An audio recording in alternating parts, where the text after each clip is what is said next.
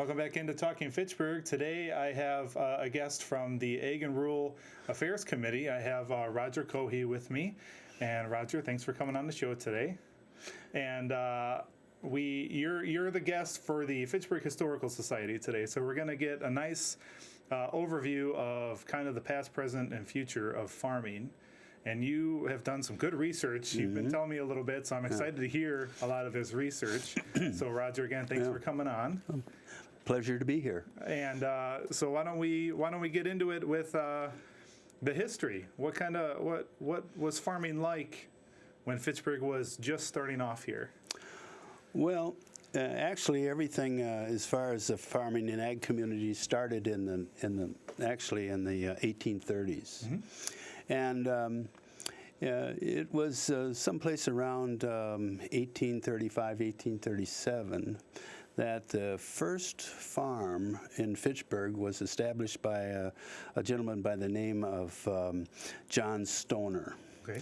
Now, John Stoner had his farm in what would be sort of the northern part of the city today along Seminole Highway.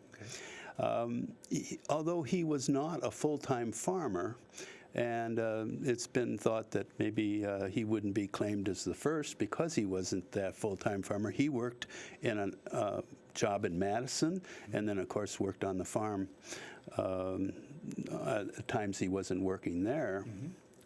The first full-time farmer, who actually derived all of their income off of the farm, was a Vroman family. And the Vroman family also was established, that farm was established on the Seminole Highway, Seminole Road. And it's, as we know today, it's at the intersection of Whalen and Seminole is where they homesteaded and started farming. Great. Well, what happened then after that, from the late 30s and whatnot, clear up to actually 1845 to 1848, we started to get a real influx of Irish immigrants to the Fitchburg area. Now, as these immigrants started coming in, they're actually developed areas that were really three distinct settlements in the city.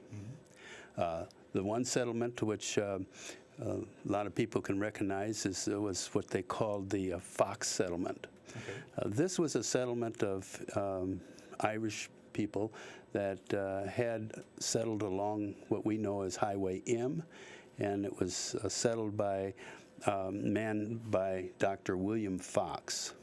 Now, Dr. Fox and his family lived down there, and he was a very prominent doctor in the area, treated, of course, immigrants and his family, also treated the Indian population that was here at that time. Okay. Very devoted.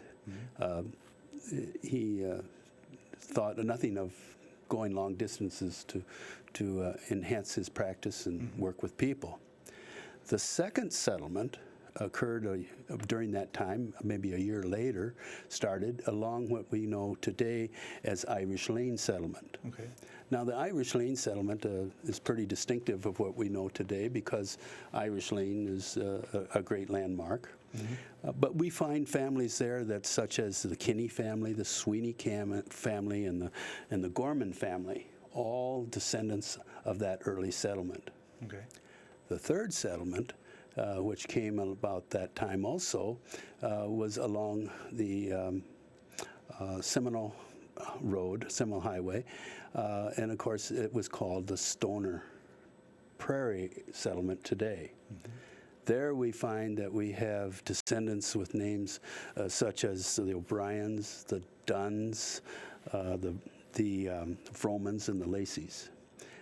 All prominent citizens today, but actually are descendants from those early times. That's cool. Just because hearing all those names, you hear those road names now around here, and Dunn's Marsh and all that. It all comes like, oh, that's where that comes from. It's a whole bunch of the early settlers, which makes a lot of sense.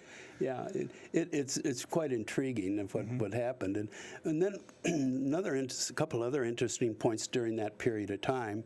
It was during that period of time that, first of all, there was a potato famine in Ireland at that time. Okay. Well, of course, that took a lot of these people away from the type of farming that they knew, and that's how an immigration came to this area.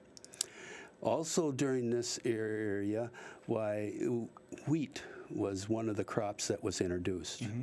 Now, the wheat was found to be a crop because of the soil conditions, because of the climate and everything, did quite well. In fact, during those periods of the 1845s, 1850s area and beyond, the state of Wisconsin was a major wheat producer in the country. Really? Well, that went along really pretty good. In fact, there were some real interesting farm improvements that occurred at that time. And one little tidbit about it is that during this period of time, oxen was a mode of transportation. Right. They would use oxen to haul their grain, their wheat and whatnot to the markets, some as far away as Milwaukee. Wow. So, but then what happened over the years and clear up to 1870 now, horses came in, and in 1870, the last oxens were not used. Everything turned to horsepower during that period of time. Interesting. So it's kind of interesting how improvements in the ag business occurred. Yeah. Moved into the horsepower, which faster and all that. Exactly. That's cool. That's interesting. So first new tech, a new animal. That's right. And then take it a little bit further to jump ahead a little bit. The first tractors that came into this area, it was in we're clear up into the 1920s now when we had the big steam engines come, and then the actual tractors, as we know today, came in the late 30s and 40s, hit into the Fitchburg area, and that was a big event when the first tractor came to cultivate and everything else within the city. I say it would be a huge event. It'd be a nice big vehicle going from these horses to this. That's right. That's huge. That's right. Huge. So definitely. So that was just a little something that. Well, back with the wheat era. During that time, things were going very, very well throughout the state. But in 1861, there was what they call as the cinch bug hit as a disease. And it literally wiped out, over the next 8 or 9 years, wiped out all the wheat in the state of Wisconsin almost. Wow. And today, wheat is just a very minimum amount of production on wheat. Once the wheat was gone, then they had to decide what they're going to do. These immigrants or these farmers in the state as well as Fitchburg, and that's when we started seeing hog production. We started seeing production of hay. We started seeing production of corn, barley, which was shipped to what we know today as the Madison area for using it for brew there, and it really then set up the scene for almost like it is today. Today, then, we now see Wisconsin as well as Fitchburg being in an entirely different mode of agribusiness than it was back then. And I'm going to hold you right there. I'm going to take a quick break. So we kind of talked about the past. And now we're going to take a break. When we come back, we'll talk more with Roger on the present and future. You stay right there. We're going to take a quick break. You're watching Talking Fitchburg.